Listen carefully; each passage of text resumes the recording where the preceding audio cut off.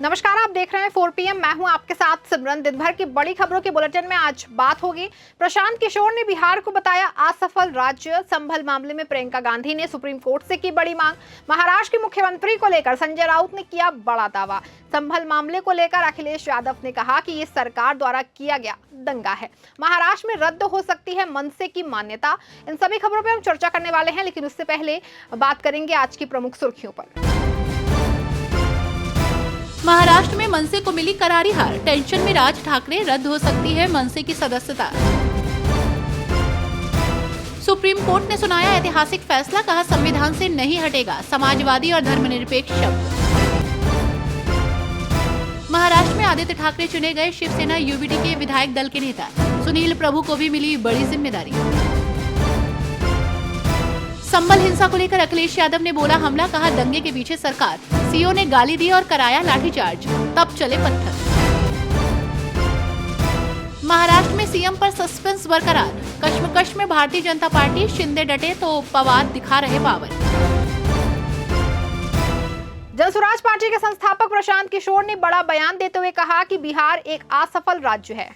राजनीतिक रणनीतिकार से राजनेता बने प्रशांत किशोर बिहार उपचुनाव में कोई खास कमाल नहीं दिखा पाए, लेकिन वो अब बयानबाजी लगातार नेताओं की ही तरह कर रहे हैं। जनसुराज के मुखिया प्रशांत किशोर ने अब बिहार को एक असफल राज्य बताया। पीके ने कहा कि बिहार सच में एक असफल राज्य है जो बुरी हालत में है और इसके विकास के लिए जबरदस्त प्रयासों की जरूरत है।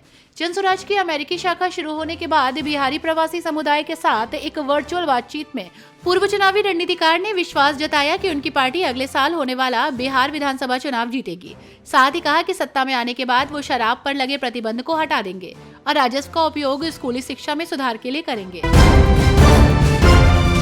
संभल मामले को लेकर के कांग्रेस की नव निर्वाचित सांसद प्रियंका गांधी ने कहा कि सुप्रीम कोर्ट को मामले में संज्ञान लेकर के उचित कार्रवाई करनी चाहिए। यूपी के संभल में मस्जिद में सर्वे को लेकर बवाल काफी बढ़ गया है। हिंसा को लेकर अब सियासत भी लगातार गर्मा रही है। नेताओं द्वारा अपनी अपनी प्रतिक्रिया दी जा रही है। इस क्रम में कांग्रेस की नवनिर्वाचित सांसद प्रियंका गांधी ने भी अपनी प्रतिक्रिया देते हुए सरकार पर निशाना साधा। कांग्रेस महासचिव ने कहा कि संभल में अचानक उठे विवाद को लेकर राज्य सरकार का रवैया बेहद दुर्भाग्यपूर्ण है। इतने संवेदनशील मामले में बिना दूसरा पक्ष सुने, बिना दोनों पक्षों को विश्वास के लिए प्रशासन ने जिस तरह हड़बड़ी के साथ कार्रवाई की, वो दिखाता है कि सरकार ने खुद माहौल खराब किया। प्रशासन ने जरूरी प्रक्रिया और कर्तव्य का पालन भी जरूरी नहीं समझा।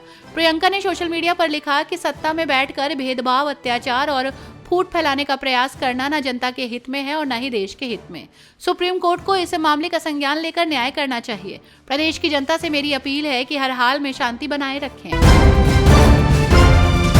शिवसेना यूबीटी के सांसद संजय राउत ने अपनी प्रतिक्रिया देते हुए कहा कि बीजेपी का बहुमत इतना बड़ा है कि वो किसी को भी मुख्यमंत्री बना कर भेज सकते हैं। महाराष्ट्र में चुनाव पूरे हो चुके हैं और भाजपा के नेतृत्व में महायुति ने सरकार में जबरदस्त वापसी की है, लेकिन मुख्यमंत्री को लेकर अब महायुति में रैच मची हुई है। यही वजह है कि महायुति अब तक ये साफ नहीं कर पा रही है कि सीएम किसे बनाए। अब इसी को लेकर शिवसेना यूबीटी के सांसद संजय राउत ने अपनी प्रतिक्रिया देते हुए कहा कि बहुमत इतना बड़ा है कि वे किसी को भी मुख्यमंत्री बनाकर भेज सकते हैं। मोदी शाह मुख्यमंत्री तय करेंगे। वे गुजरात के फायदे की बात करेंगे। वे बहुमत के ताकत पर किसी को भी मुख्यमंत्री बना सकते हैं। उन्होंने ऐसा मध्य प्रदेश और राजस्थान में करके दिखाया है। राउत ने कहा कि अगर मोदी जी देश के असली नेता होते तो ऐसा करने की उन्हें जरूरत नहीं पड़ती। पार्टी तोड़ने का काम नेहरू, इंदिरा और मनमोहन ने नहीं किया। ये वही कहते हैं जो मन में भी कमजोर है और पार्टी में भी कमजोर। संभल हिंसा पर अखिलेश यादव ने कहा कि हमारे सांसद जिया-उर-रहमान संभल में थे ही नहीं, इसके बावजूद उनके खिलाफ एफआईआर दर्ज कर दी गई। पुलिस ने कहा कि बर्क ने कहा कि उन्होंने भीड़ को उकसाया। संभल में पथराव की घटना पर समाजवादी पार्टी के अध्यक्ष अखिलेश यादव ने कहा कि हमारे सांसद जिया-उर-रहमान संभल में थे ही नहीं और इसके बावजूद भी उन्होंने इनके खिलाफ एफआईआर दर्ज कर दी। ये सरकार द्वारा किया गया दंगा है। कोर्ट द्वारा आदेश पारित किए जाने के तुरंत बाद पुलिस और प्रशासन सर्वे के लिए जामा मस्जिद पहुंच गए। 23 नवंबर को पुलिस प्रशासन ने कहा कि अगले दिन 24 तारीख को दोबारा सर्वे किया जाएगा। पुलिस प्रशासन को यह आदेश किसने दिया? जब लोगों ने सर्वे का कारण जानना चाहा तो सर्किल ऑफिसर ने उनके साथ दुर्व्यवहार किया। इसका विरोध करते हुए लोगों ने पथराव शुरू कर दिया। बदले में पुलिस कांस्टेबल से लेकर अधिकारी तक सभी ने अपने सरकारी और निजी हथियारों से गोलियां चलाईं, जिसकी वीडियो रिकॉर्डिंग भी आई। इससे कई लोग घायल हुए। 5 निर्दोष लोगों की मौत हुई। संभल का माहौल खराब करने के लिए पुलिस और प्रशासन के लोगों के साथ साथ याचिका दायर करने वाले लोग भी जिम्मेदार हैं।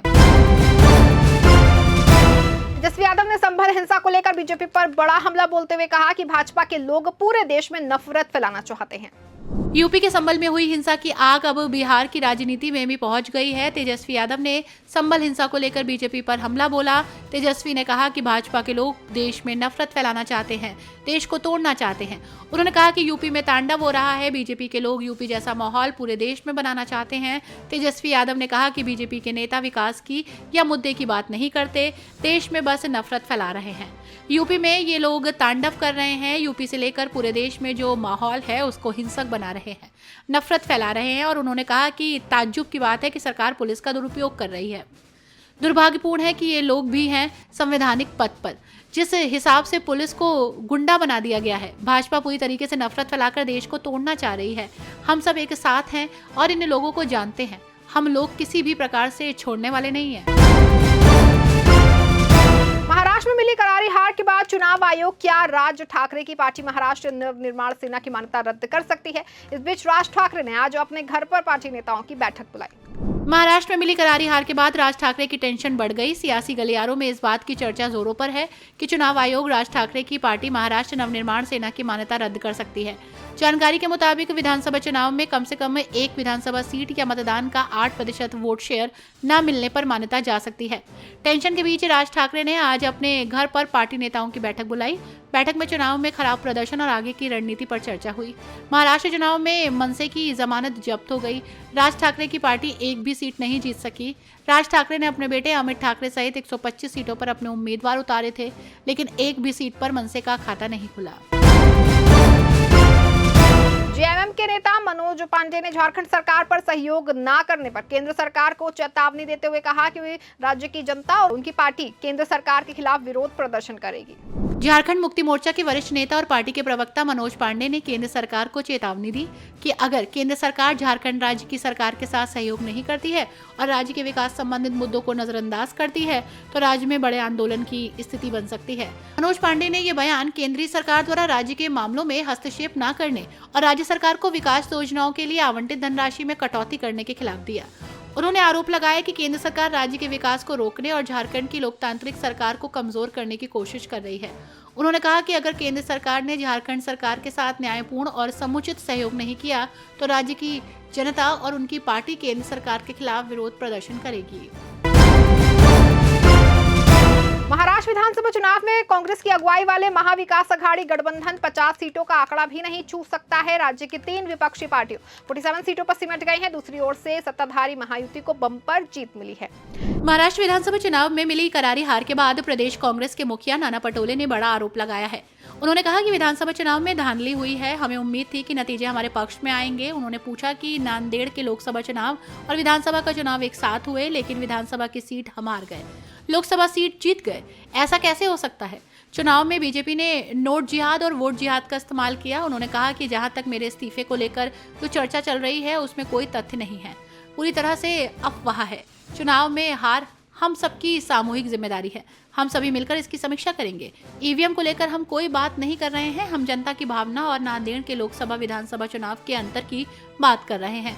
आज उनका दिन है, कल हमारा दिन आएगा। इस बुलेटिन में बस इतना ही। आप जुड़े रहें 4 PM के साथ। धन्यवाद।